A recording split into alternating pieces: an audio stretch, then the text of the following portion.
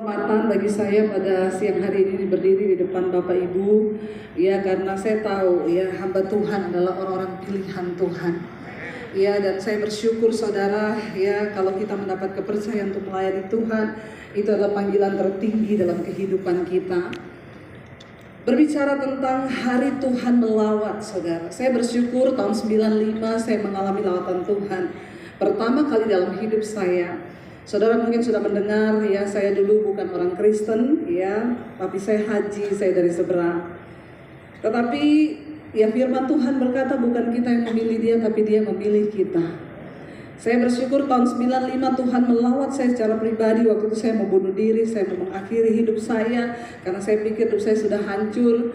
Ya, iblis datang menggoda, membawa kita terjerumus dalam dosa. Dan saat itu saya berpikir Tuhan itu jahat. Kenapa dia menciptakan kita di dalam dunia untuk kita hancur, jatuh dalam dosa, lalu saya berakhir dengan bunuh diri. Tapi hari itu saya berkata, Tuhan kalau Engkau ada, saya mau ketemu dengan Engkau secara pribadi. Saya nggak peduli tentang agama lagi. Saya mau ketemu Tuhan yang benar itu, yang menciptakan saya ke dalam dunia.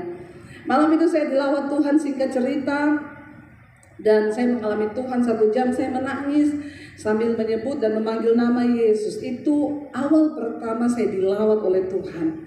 Ketika lawatan Tuhan datang dalam hidup kita, saudara, yang pertama kali terjadi itu adalah perubahan hidup. Perubahan paradigma, perubahan cara pandang, dan itu akan mengubahkan seluruh hal di dalam hidup kita. Ketika saya berjumpa dengan Tuhan pertama kali secara pribadi, semua cara pandang saya tentang hidup, tentang dunia, semua itu berubah. Lalu saya mulai mencari Tuhan. Lewat firman-Nya saya mulai mengenal. Walaupun saat itu ke gerejanya susah, saya harus pakai baju senam dari rumah. Karena dulu saya pelatih senam aerobik, saudara. Makanya gayanya begini nih. Ya, lalu saya mulai cari gereja. Saya ke gereja, saya pakai baju senam, saya dikasih Alkitab. Saya baca Alkitab di rumah 6-7 jam di dalam kamar karena takut ketahuan papi saya. Karena papi saya punya pedang 1,5 meter, punya pistol. Dari kecil saya sudah diwanti-wanti, jangan sampai pacaran sama orang Kristen. Kalau kamu jadi Kristen karena menikah, papi bunuh kamu daripada kamu bikin malu keluarga. Tapi akhirnya singkat cerita udah banyak yang tahu ya pengalaman saya. Saya mulai masuk mengenal Tuhan. 96 tantangan datang dari keluarga saya, benar-benar saya diancam mau dibunuh. Akhirnya saya disuruh memilih antara keluarga atau Yesus. Tapi saya bilang kalau kamu pilih Yesus, tinggalkan rumah, tinggalkan keluarga, jangan anggap kamu punya keluarga. Dan satu hal, kalau memang kamu mau tinggalkan keluarga ini, jangan bawa ijazahmu. Saya mau lihat Yesus kasih makan kamu pakai apa. Saudara, ya ada yang bilang kalau ikut Tuhan itu gajinya ya gaji dengan iman. Saya dari awal terima Yesus memang sudah gaji dengan iman.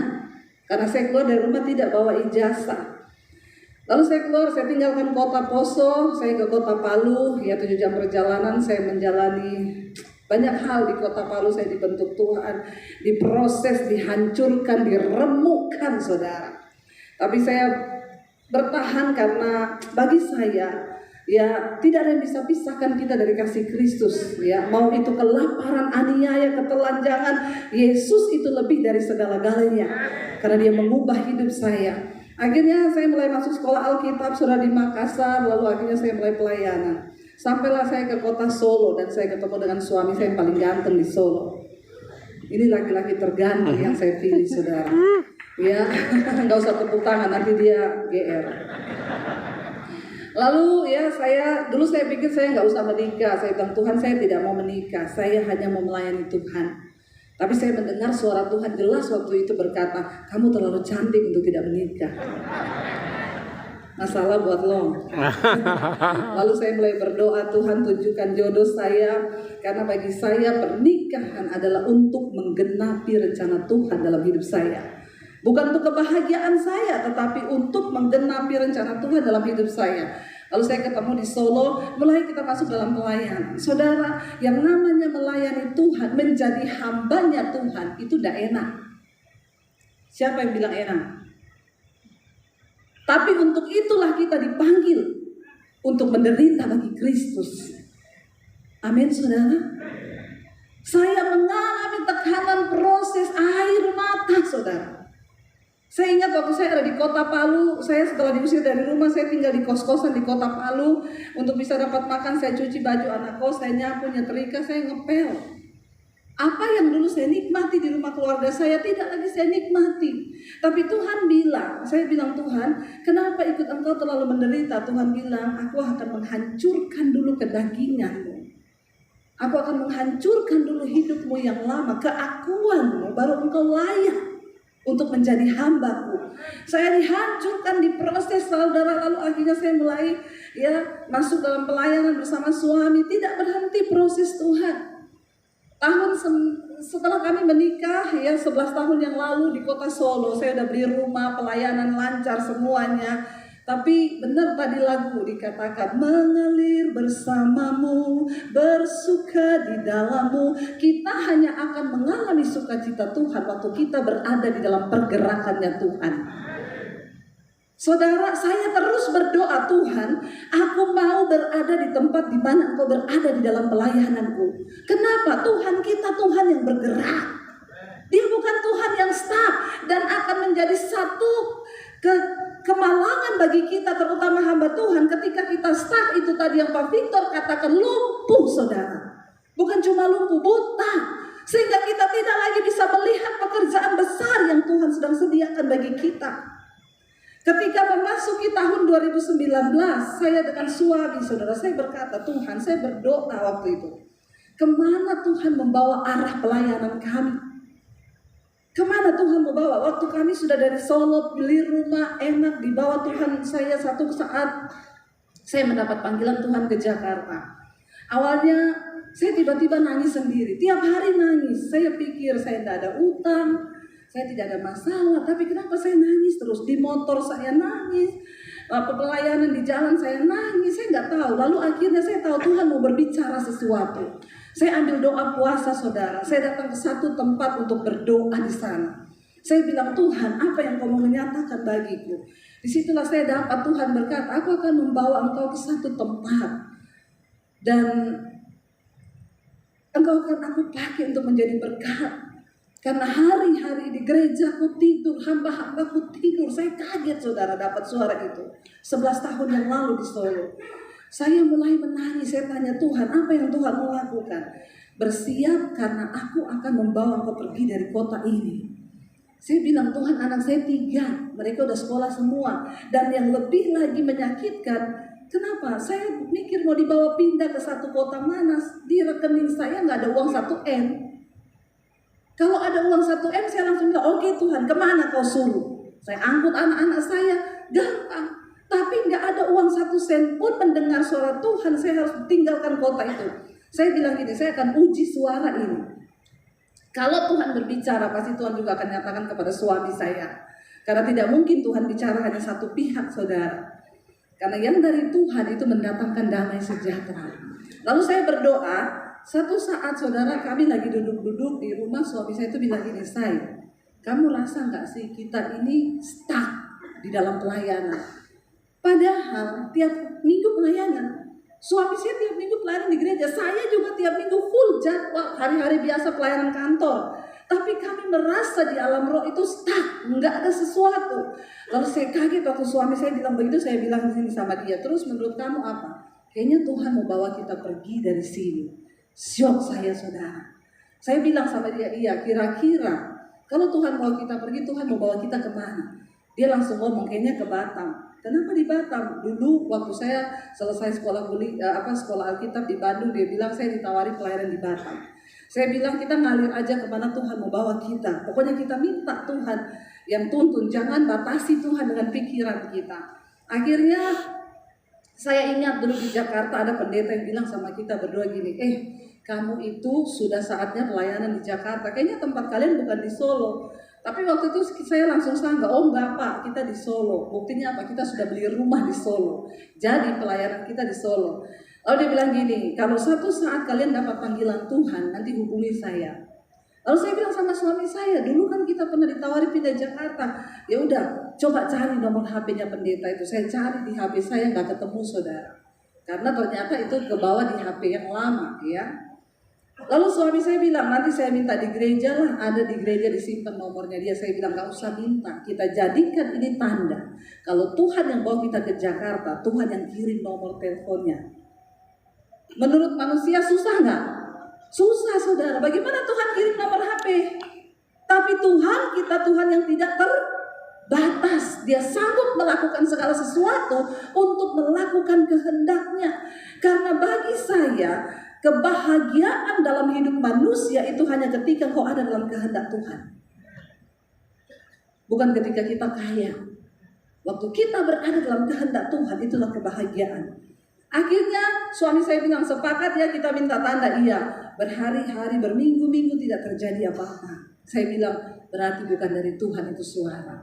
Satu kali teman suami saya datang ke rumah. Dia bilang, Pak, saya bawa flash disk, tolong kopiin lagu-lagu rohani yang ada di laptop Bapak ya. Buat apa? Saya mau pakai nyanyi di gereja. Oke, sama suami saya. Lama juga gak dibuka berhari-hari. Satu kali malam-malam dia buka flash disk itu. Saudara tahu file pertama di flash disk itu daftar nama hamba Tuhan dan nomor HP. Dan di situ ada nama pendetanya di paling atas. Itu Tuhan atau siapa? Itu Tuhan. Saya syok waktu suami saya bilang, saya terjadi apa? Ini loh. Karena sesungguhnya saya berharap itu tidak kejadian.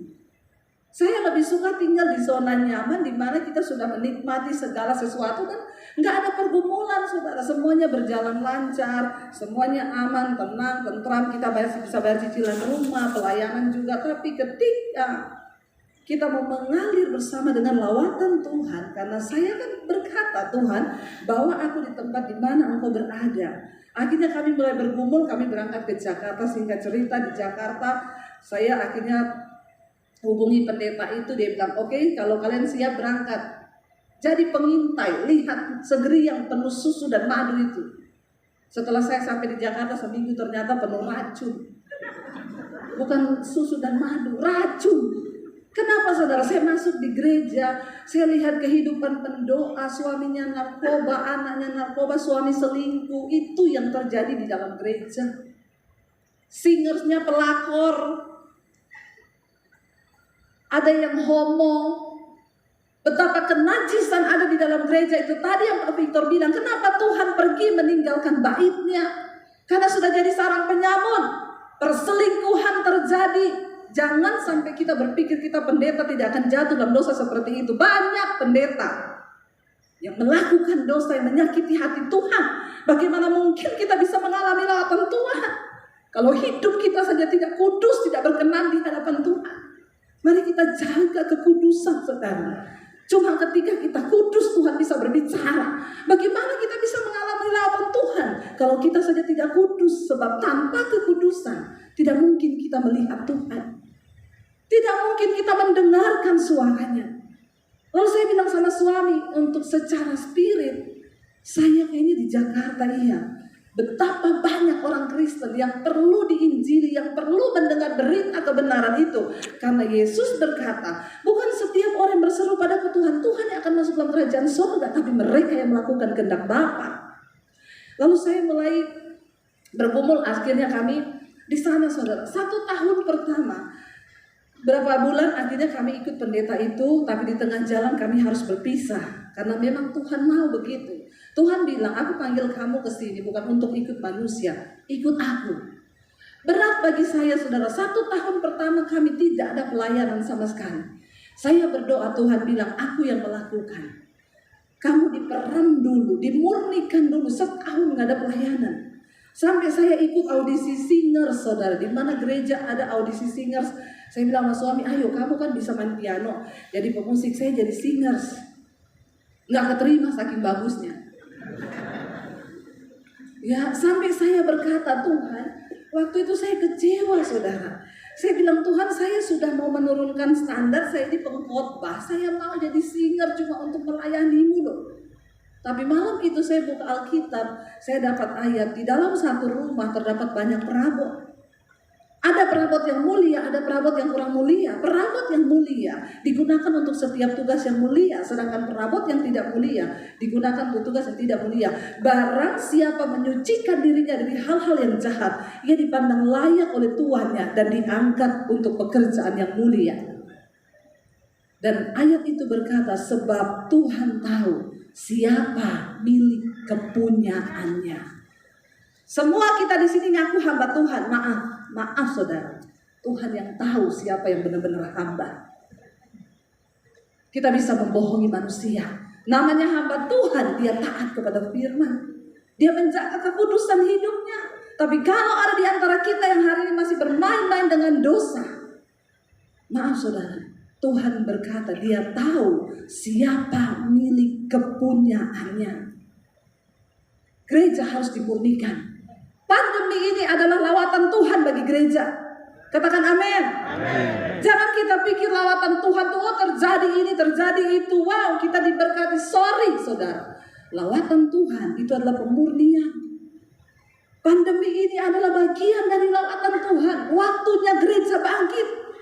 Saya bersyukur saudara kalau gereja di tempat ini. Saya bilang sama Pak Victor, Pak, pandemi yang terjadi ini membuktikan mana hamba Tuhan benar, mana yang tidak.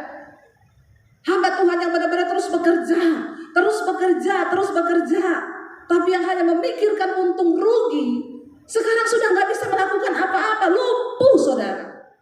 Ayo kita bangkit. Saya bilang sama Pak Victor, bersyukur ada kegiatan seperti ini. Di tengah masa pandemi orang ketakutan. Kalau semua jemaat ketakutan, kita hamba Tuhan juga ketakutan. Mau dibawa kemana gereja? Amin. Dari awal pandemi pesan saya tidak berubah. Jemaat jangan takut berlebihan. Kalau belum waktunya mati, kita tidak akan mati. Hidup mati kita bukan di tangan corona, tapi di tangan Tuhan. Jangan tersembunyi sebagai hamba Tuhan. Pergi beritakan Injil. Saya ingat pertama kali lockdown di Jakarta dibuka, beberapa perusahaan telepon, Bu, kami sudah masuk karyawan dan Ibu ada jadwal di tempat kita. Apakah Ibu masih mau? Karena semua pendeta cancel. Tidak ada pendeta yang berani datang. Teman-teman WA ke saya, Bu, jangan terlalu banyak keluar-keluar loh. Pelayanan ditolak dulu, Bu, harus berhikmat. Karena ini pandemi, terutama corona ini, banyak sekali pendeta yang mati. Saya jawab, kalau sudah waktunya mati, pasti biar mau sembunyi di ujung lubang mana. Tidak usah tunggu kena corona kalau mau mati. Kepleset di kamar mandi juga mati.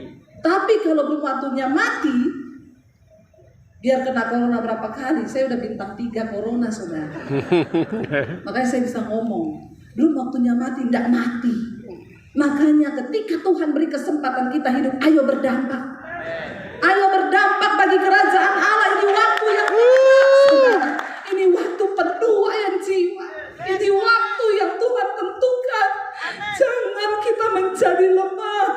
Ayo minta hati Tuhan hari-hari ini. Minta. Secara manusia kita lemah, tapi kita punya Tuhan yang hebat. Dia selalu siap melawat kita. Dia selalu siap minta saudara. Dan saya melihat ketika 2019 pandemi, jujur saya sedih melihat politik di dalam gereja.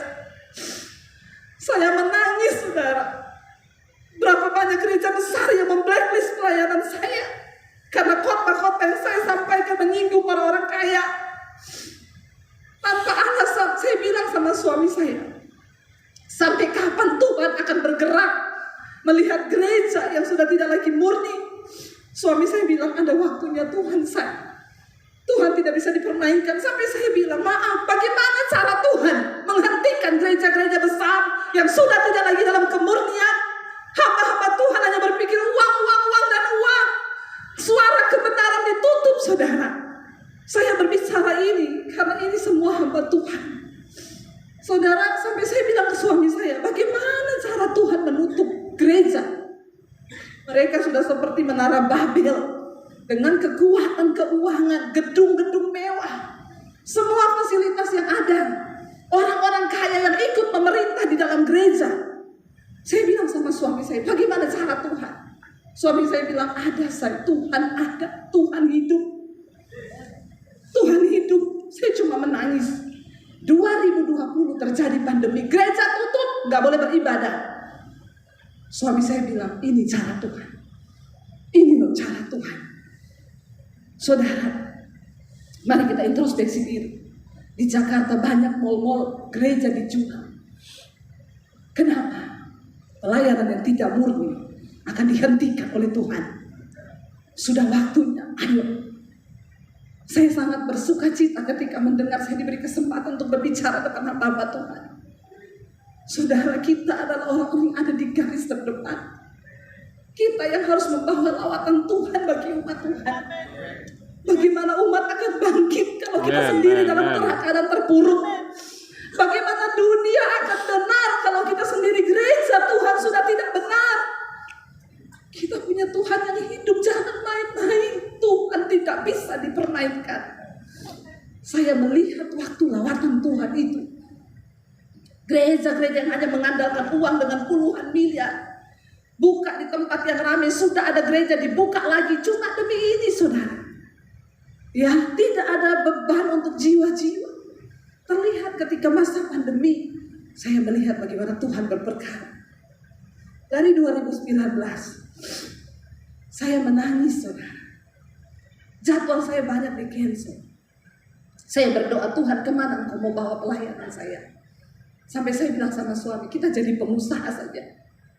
Kita tinggalkan pelayanan. Kalau mau ngomong sorry, kecewa saudara melihat gereja-gereja besar kecewa. Tapi suami saya bilang, kita tetap dalam panggilan. Melayani Tuhan itu adalah satu kehormatan. Saya juga bilang, iya Tuhan. Tapi melihat semua yang terjadi rasanya sudah tidak mungkin. Ketika saya berdoa, Tuhan, Engkau mau bawa kemana aku melayani Engkau? Aku tidak mau menjadi sia-sia apa yang sudah aku lewati bersama Tuhan. Bagaimana Engkau memanggil hidupku, masa cuma jadi sia-sia seperti ini? 2019 akhir Tuhan bicara kepada saya, persiapkan wadah. 2020 aku akan membawa engkau dan memberikan kepadamu tuayan bangsa-bangsa, dan berkat bangsa-bangsa akan mengalir kepadamu. Saya syok dan kaget mendengar itu. Saya bilang ke suami saya kayaknya muluk-muluk ya, tapi saya dapat ini dari Tuhan. Kita harus cepat siapin wadah, karena saya tidak tahu apa yang akan terjadi di 2020. 2019 saya share beberapa teman, mereka bilang, Bu, buka gereja. Sudah waktunya ibu jadi gembala. Kami berpikir itu mungkin juga rencana Tuhan untuk tahun 2020. Beberapa teman support kami, jangan pikir biaya Bu, saya ada di belakang ibu. Tapi saya bilang ke suami, kita berdoa. Kita melakukan apa yang menjadi kehendak Tuhan. Saya tidak mau mengambil bagian yang bukan kehendak Tuhan atas hidup saya. Saya bilang, Tuhan, kami mau melangkah. Kalau memang menjadi gembala buka gereja itu adalah perintah Tuhan dan kehendak Tuhan buat kami, saya siap. Tapi Tuhan, kalau itu bukan panggilan-Mu atas hidup saya tidak mau jadi gembala cuma karena pelarian. Atau ada teman yang berkata, Bu, ibu udah makin tua loh, pikir pensiun loh. Biaya tua ibu jadi pensiun itu kalau ibu jadi gembala aman. Saudara, secara logika manusia ada begitu banyak pertimbangan manusia yang rasanya membuat kita akhirnya tanpa sadar meragukan Tuhan. Akhirnya kami cari-cari gedung, saudara, di Jakarta 2019 akhir sampai 2020 awal kami temukan satu gedung di mall. Udah deal harga, dia bilang oke ya Bu, nanti siap-siap kalau saya telepon DP iya. Awal Februari saudara, ya saya ditelepon, Bu, jadi gimana? Jadi kan? Jadi. Ya udah, ibu bisa DP dulu 80 juta untuk uang DP pertama tanda jadi. Oh iya. Besok saya transfer. Hari itu saya berdoa, Tuhan, besok saya mau transfer uang gedung. Kalau ini rencanamu, maka terjadilah. Tapi kalau ini bukan rencana, gagalkan Tuhan. Gagalkan dengan caramu. Saya tidak mau melakukan yang bukan kehendak Tuhan. Kalau cuma karena emosi, pelarian, dan lain sebagainya.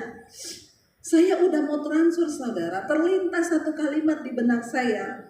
Coba pindah jam. Saya tanya sama dia, "Bang, kalau saya pindah jam bisa nggak? Ini saya udah mau transfer." "Oh, kalau pindah jam, saya harus rapat lagi dengan pihak manajemen, Bu, karena bisa berubah harga tergantung jam. Jadi ini gimana? Ibu jangan transfer dulu, tahan dulu, nanti kita rapat." Februari 2020 saya tunggu dia rapat-rapat sampai pertengahan belum ada keputusan. Tiba-tiba lockdown pandemi. Uang saya 80 diluputkan Tuhan. Saudara, dia Tuhan yang maha tahu dan dia sangat tahu. Jangan ada sedikit pun keakuan kita di dalam mengikuti panggilan. Lalu akhirnya lockdown. Tapi saudara, ketika saya itu dapat panggilan untuk Tuhan bilang tahun depan itu aku akan beri tuayan bangsa-bangsa. Saya mulai berdoa. Tuhan, lebih spesifik bicara apa yang harus saya lakukan. Saya dapat waktu Tuhan bilang media, cepat ambil alih media untuk pekabaran Injil. Saya bilang ke suami saya bilang berarti TV. Ya udah berarti TV, yuk kita tanya-tanya di TV swasta di Jakarta bagaimana cara masukin khotbah. Saya tanya ke beberapa teman, "Oh itu Bu, jadi ibu syuting di studio kami, 1 kali episode itu 6 juta. Ibu harus sediakan 10 episode dulu, itu syarat untuk masukin satu program. Jadi berarti ya ibu siapin 60 juta.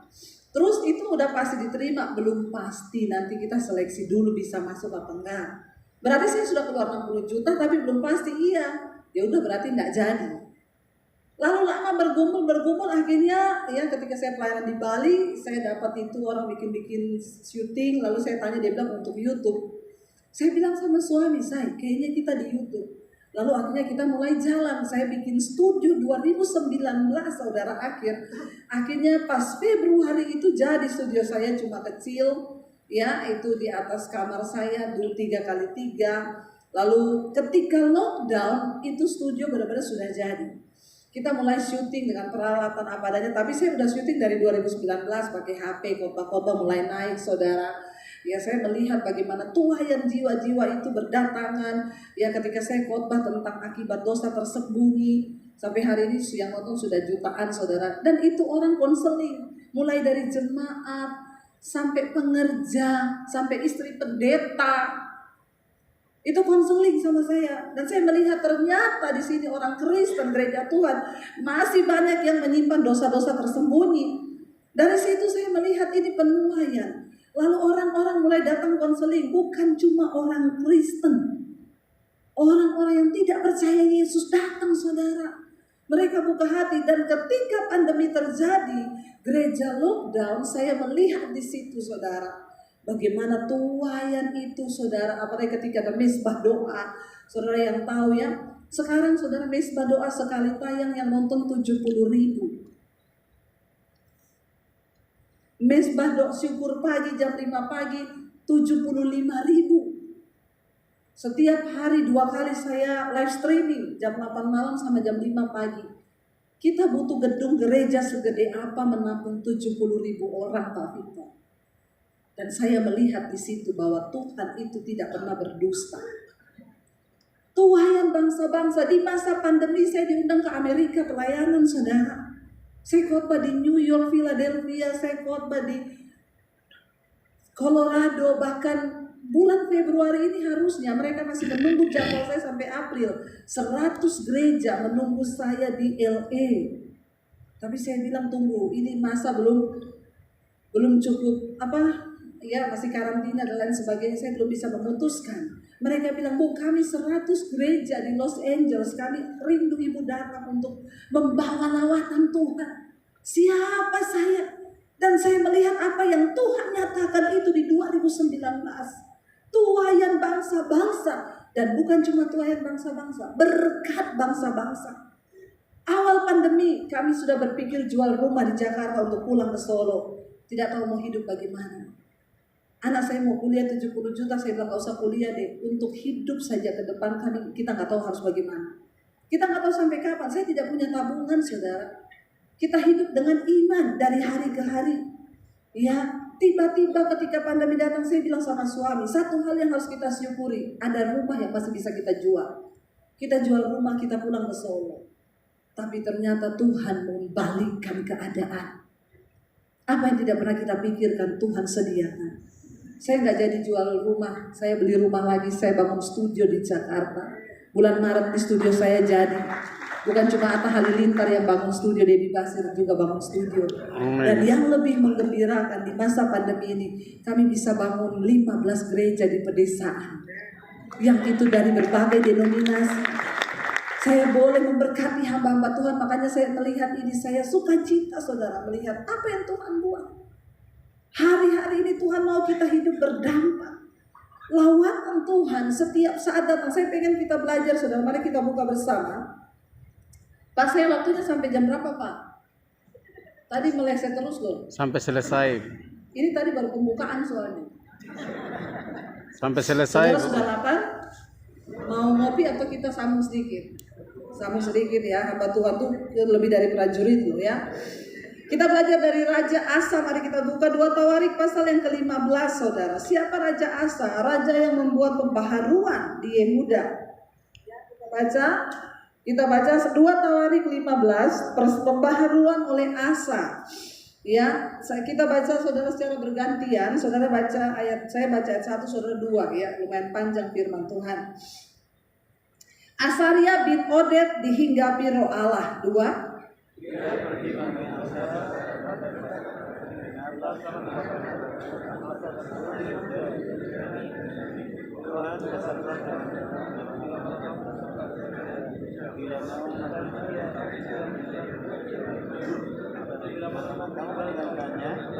Iya, garis bawahi saudara. Ya, jadi pada waktu itu Asaria bin Oded dihinggapi roh Allah, dia berkata kepada Asa ketika Asa diangkat menjadi raja Yehuda, dia bilang, dengarlah kepadaku Asa dan seluruh Yehuda dan Benyamin, Tuhan beserta dengan kamu. Bila mana kamu beserta dengan dia, ya, bila mana kamu mencarinya, ia berkenan ditemui olehmu. Tetapi bila mana kamu meninggalkannya, kamu juga akan ditinggalkan. Ayat 3. Lama sekali Israel tanpa Allah yang benar dan tanpa ajaran dari para imam dan tanpa hukum. Ayat 4.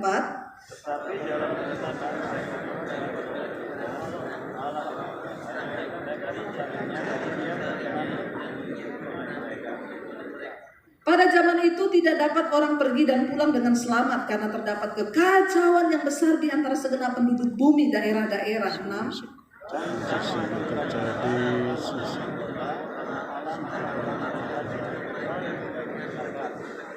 Iya, karena dosa yang begitu luar biasa merajalela di antara bangsa itu, akhirnya Tuhan mengacaukan mereka dengan segala macam kekacauan. Ayat 7. Tetapi kamu ini kuatkanlah hatimu, jangan lemah semangatmu, karena ada upah bagi usahamu. Ayat 8.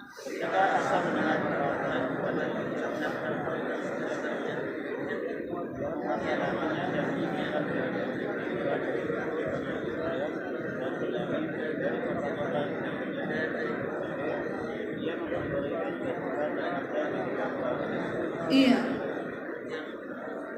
Saudara, di tengah keadaan kekacauan yang besar, tiba-tiba Asa diangkat Tuhan menjadi raja. Ya, dia pastinya tidak punya cukup kekuatan untuk bagaimana dia bisa mengubah keadaan itu. Orang tidak bisa pergi pulang dengan selamat. Terjadi pembunuhan di mana-mana ketika dosa merajalela. Tuhan izinkan kekacauan terjadi. Asa di tengah masa kepanikan itu dia diangkat menjadi raja. Tidak mudah saudara, tetapi Tuhan berbicara pada waktu itu. Tuhan bilang, tetapi kamu jangan takut, kuatkan hatimu, jangan lemah semangatmu, karena ada upah bagi usahamu.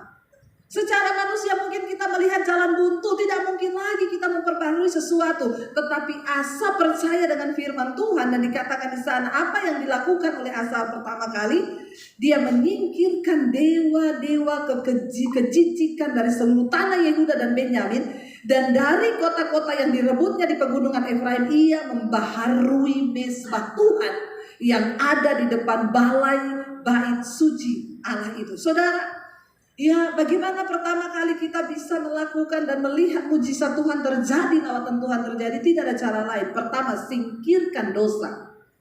Buang semua yang tidak berkenan dari hidup kita. Jangan ada kepahitan, terutama kita sebagai hamba Tuhan.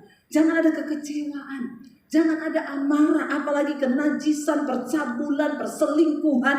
Jangan ada di antara hidup kita. Karena itu adalah berhala-berhala di hari-hari ini. Ya, Dan dia lakukan apa? Dia memperbaharui mezbah Tuhan. Mari kita kembalikan ya apa yang benar. Jangan sampai tadi yang disampaikan Pak Victor, kita beribadah padahal Tuhan udah gak ada di gereja itu. Kita masih beribadah, kita masih menyembah Tuhan, dan kita pikir Tuhan masih ada di situ, padahal Tuhan sudah tidak ada lagi di sana. Lalu ayat ini berkata, ayat yang ke-9, ia mengumpulkan seluruh Yehuda dan Benyamin dan orang-orang Efraim, Manasye dan Simeon yang tinggal di antara mereka sebagai orang asing, sebab dari Israel banyak yang menyeberang memihak kepadanya. Kita tahu bersama setelah Salomo, kerajaan Israel terbagi dua, yaitu kerajaan utara dan selatan. Tetapi banyak yang akhirnya mengikuti dia, memihak kepadanya, karena mereka melihat bahwa Tuhan Allah beserta dengan dia. Saudara, apa yang bisa menjadi kekuatan, apa yang bisa menarik orang datang kepada kita, datang kepada pelayanan kita, hanya satu, waktu mereka melihat Tuhan menyertai kita. Amin. Biar orang melihat Tuhan menyertai kita, apa yang kita lakukan disertai Tuhan. Ya, ada kebangunan, ada kebangkitan yang terjadi, ada kebangunan rohani, orang-orang hidupnya diubahkan. Itu yang Tuhan mau, dan itu bisa terjadi waktu yang pertama tadi kita buang dosa, perbaharui cara penyembahan kita, mezbah Tuhan. Dan di sana dikatakan saudara, ya, ayat yang ke-10, mereka berkumpul di Yerusalem pada bulan ketiga tahun ke-15 dari pemerintahan Asa. Ayat 11, pada hari itu mereka mempersembahkan kepada Tuhan 700 lembu sapi dan 7.000 kambing domba dari jarahan yang mereka bawa pulang. 12, mereka mengadakan perjanjian untuk mencari Tuhan Allah nenek moyang mereka dengan segenap hati dan jiwa. Cari Tuhan dengan segenap hati dan jiwa, itu kunci dari kebangunan rohani. Itu kunci dari lawatan Tuhan boleh terjadi. Cari Tuhan dengan segenap hati dan jiwa. Seringkali kita pikir kita sudah gak butuh Tuhan, Tuhan sudah ada dalam hidup kita sehingga kita gak perlu cari dia. Saudara, cari Tuhan. Cari Tuhan, apa yang harus aku lakukan hari-hari ini? Tuhan, kemana engkau mau bawa pelayananku? Ayat 13, setiap orang baik anak-anak atau orang dewasa, baik laki-laki atau perempuan yang tidak mencari Tuhan Allah Israel harus dihukum mati. Asa membawa perintah, ya ketika itu tidak ada cara lain, dia harus memulihkan bangsa itu. Bayangkan dia kasih hukuman mati orang tidak mau mencari Tuhan. Ayat 14, mereka bersumpah setia kepada Tuhan dengan suara yang nyaring, dengan sorak-sorai dan dengan tiupan nafiri dan sangkakala. Seluruh Yehuda bersukaria atas sumpah itu, karena dengan segenap hati mereka bersumpah setia, dan dengan kehendak yang bulat mereka mencari Tuhan. Tuhan berkenan ditemui oleh mereka dan mengaruniakan keamanan kepada mereka di segala penjuru. Tadinya tidak ada aman, orang mati saudara. Orang tidak bisa pulang dengan selamat karena kekacauan di mana-mana. Tapi ketika berbalik mereka mencari Tuhan, Tuhan pulihkan keadaannya. Ada keamanan, ada damai sejahtera. Ayat 16, bahkan Raja Asa memecat siapa? Maka itu neneknya sendiri. Kenapa dipecat? Dari pangkat ibu suri di kerajaan. Karena neneknya itu membuat patung Asyera yang keji. Dia tidak kompromi. Tidak boleh ada orang-orang yang masih terikat dosa masuk di dalam pelayanan. Tuhan tidak mau saudara. Engkau kita harus benar-benar untuk berdiri di pelayanan. Saya kemarin ketemu dengan seseorang. Dia pelayan Tuhan saudara. Dia bilang, loh Bu, kalau saya ada jatuh dalam dosa dan dosa itu parah, apakah saya nggak boleh pelayanan? Yesus saja menerima pelacur. Saya bilang Yesus menerima pelacur, dia pelacur bertobat. Kalau orang udah di atas mimbar lalu melacurkan diri, itu harus turun. Kenapa? Mimbar ini bukan panggung. Bukan panggung. Ini mezbah, ini mimbar. Harus ada orang-orang kudus yang berdiri di sini. Asa tidak kompromi, neneknya sendiri karena dia membangun satu patung yang menyakiti hati Tuhan. Dia pecat dari jabatan nenek suri di dalam kerajaan. Dia gak mau ada orang-orang tidak kudus. Sebagai hamba Tuhan, terutama gembala, saudara harus melihat tim pelayanan di gereja. Saya sedih melihat saya melayani ada seorang homo saudara. Dia bilang, Bu Dewi, saya lihat khotbah Ibu, saya mau mengaku dosa, saya ini homo Bu. Tapi orang bilang tidak bisa disembuhkan. Saya bilang bisa, bersama Tuhan tidak ada yang mustahil. Kamu harus bangkit, kamu bisa disembuhkan. Akhirnya saya mulai tuntun dia. Saya bilang, berdiri depan kaca, tiap hari kamu berkatakan, sebutkan namamu. Kamu itu laki-laki diciptakan Tuhan Norma. Segala roh banci, roh homo keluar dalam nama Yesus. Saya ajari dia berperang sendiri. Akhirnya dia mulai bisa. Dia putusin pacarnya yang juga cowok. Dia bilang, Bu, saya mau cari gereja. Iya, kamu cari gereja. Begitu minggunya dia telepon saya besoknya, Bu, saya kecewa. Kenapa? Ternyata di gereja singersnya homo semua. Nah. Saya itu kan punya sinyal, Bu, karena saya juga dari sana. Jadi saya tahu, malah saya diajak mereka lagi, Bu, untuk jatuh melakukan hal itu. Kenapa Tuhan harus murnikan gereja lewat pandemi ini? Saya juga bingung, saudara. Gereja sekarang tidak peduli mau pelayannya itu simpenan, mau pelayanannya itu homo, mau lesbi, mau selingkuh, boleh naik di atas mimbar.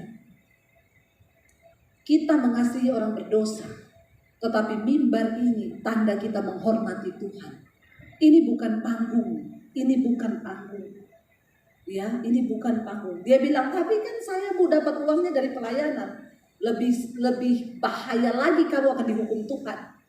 Cari uang lewat pelayanan, tapi kamu hidup nggak kudus, lebih baik kamu nggak pelayanan. Tolak jadwal dulu.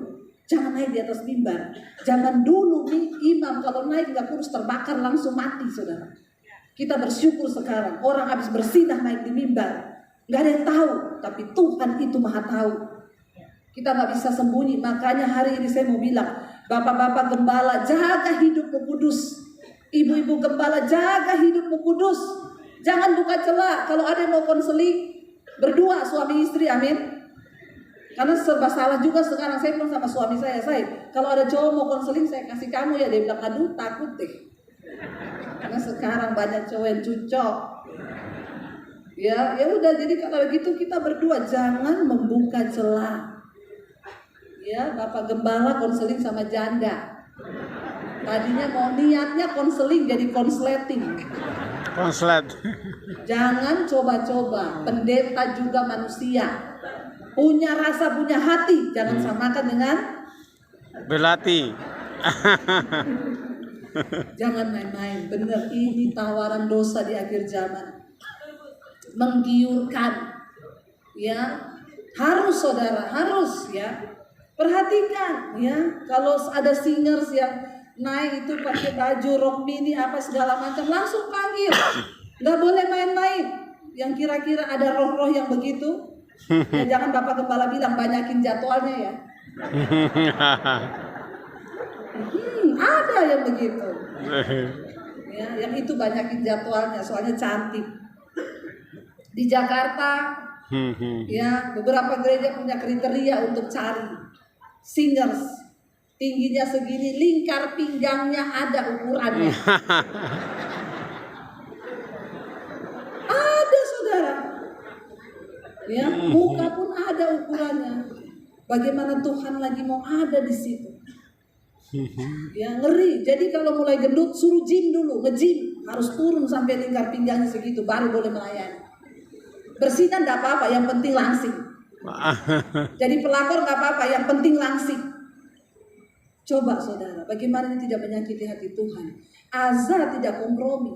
Neneknya sendiri dipecat sama dia, saudara, karena membangun ya 17. Sekalipun bukit-bukit pengorbanan tidak dijauhkan dari Israel, namun hati Azza tulus ikhlas sepanjang umurnya.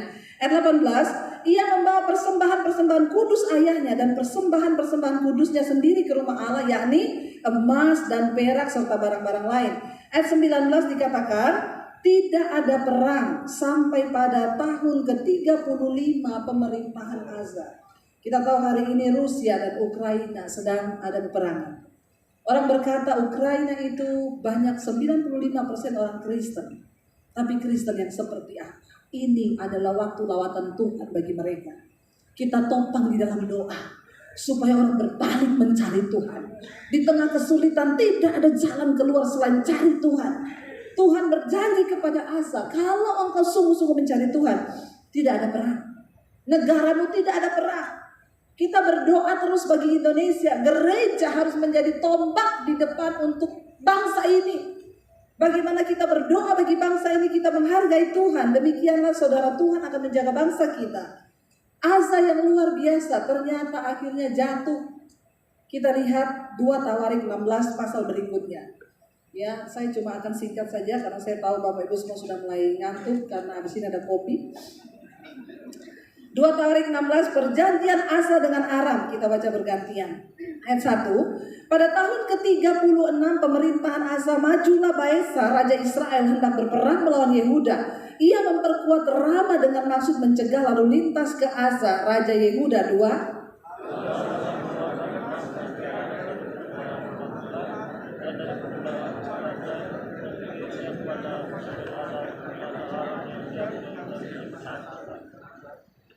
Tiga, ada perjanjian antara aku dan engkau, antara ayahku dan ayahmu. Ini kukirim emas dan perak kepadamu.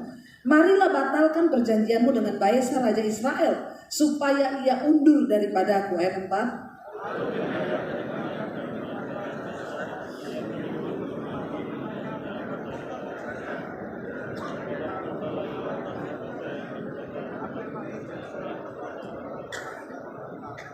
Segera sesudah Baesa mendengar hal itu, ia berhenti memperkuat Rama, ia menghentikan usahanya itu. Ayat 6.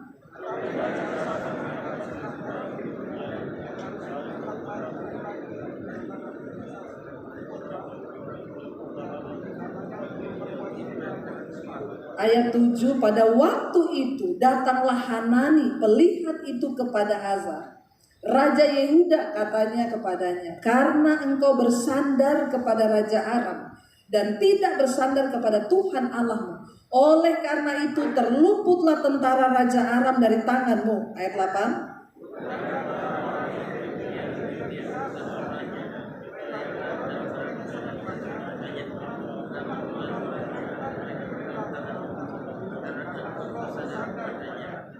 Karena mata Tuhan menjelajah seluruh bumi untuk melimpahkan kekuatannya kepada mereka yang bersungguh hati terhadap Dia.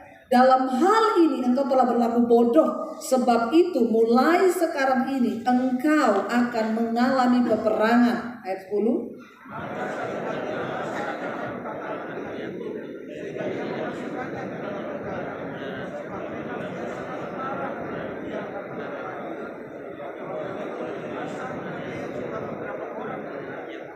Sesungguhnya riwayat Asa dari awal sampai akhir tertulis dalam kitab Raja-Raja Yehuda dan Israel. Ayat 12.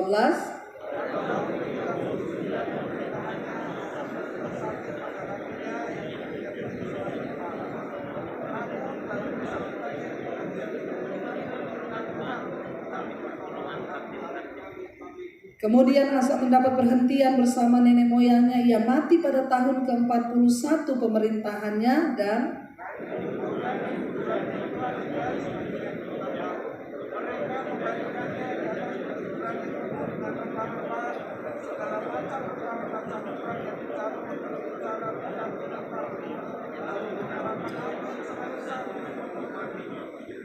iya, saudara, kita lihat Asa yang memulai dengan roh, mengakhirinya dengan daging. Dia yang tadinya percaya sungguh kepada Tuhan, tetapi ketika Raja Israel hendak menyerang dia di Yehuda, dia akhirnya menghubungi Raja Aram, orang yang tidak takut akan Tuhan, untuk dia jadikan tempat perlindungan. Saudara, sebagai hamba Tuhan, tempat perlindungan kita adalah Tuhan. Masa sesulit apapun, jangan lepaskan pengharapanmu kepada Tuhan. Keadaanmu sesulit apapun, jangan pernah engkau berkata bahwa Tuhan itu tidak akan menolongmu. Tuhan yang pernah menolong kita.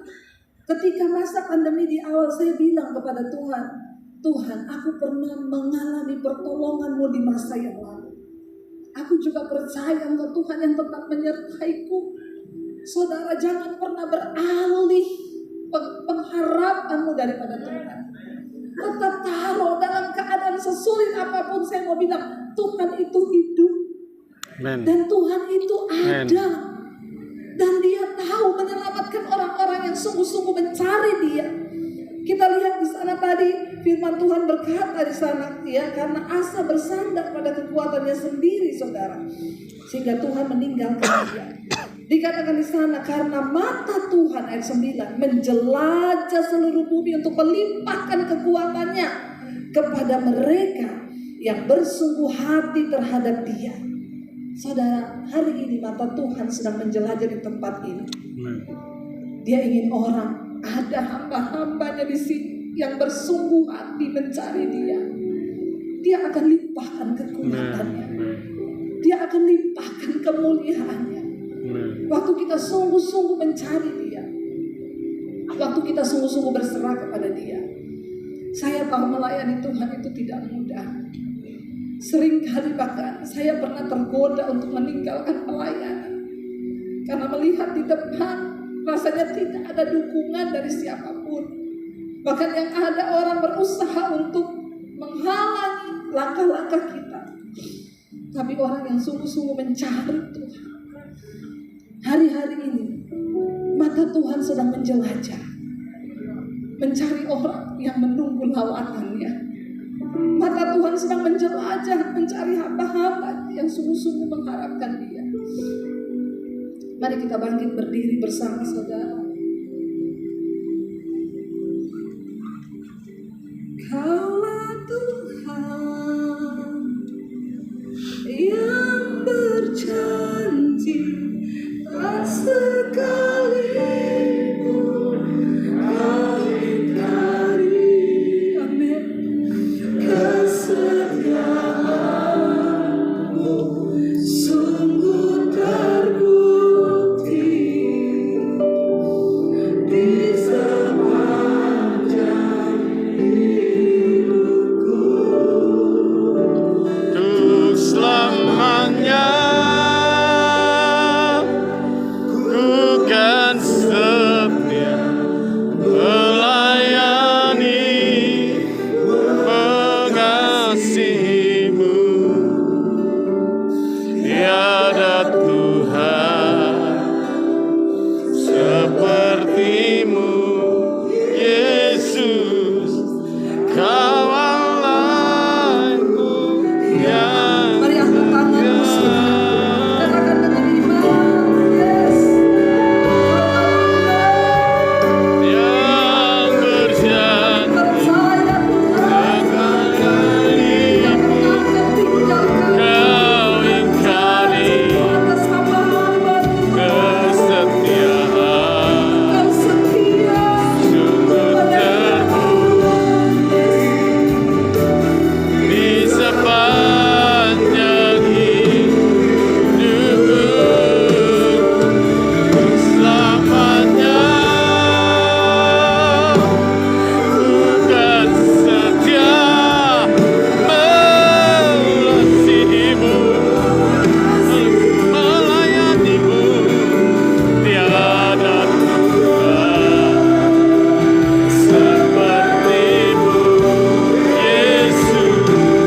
Kau Allahku yang lebih baik saudara.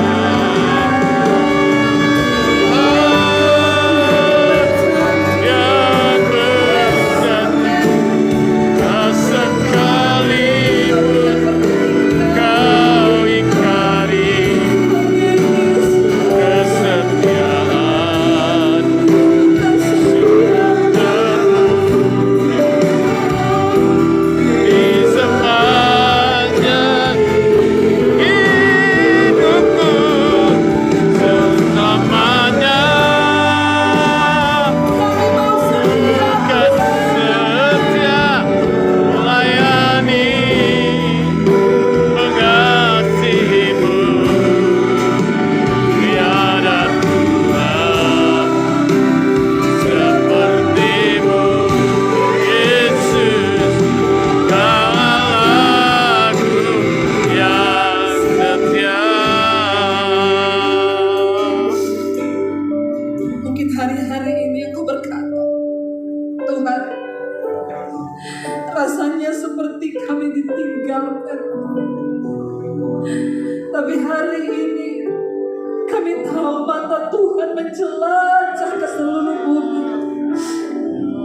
melihat, mencari hati yang sungguh-sungguh mencari dan berharap hanya kepadamu Bapa.